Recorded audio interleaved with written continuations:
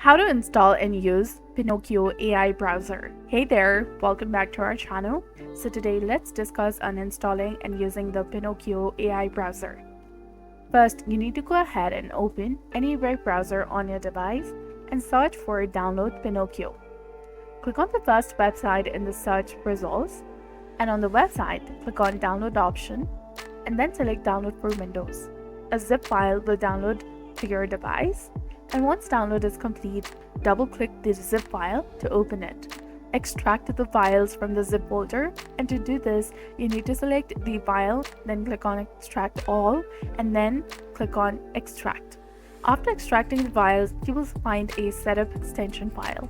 Click on it to install the Pinokio browser, and this browser will install quickly.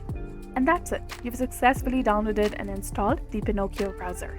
So if you found this guide helpful, please like, share, and subscribe. Thanks for watching, and we'll see you again in the next one.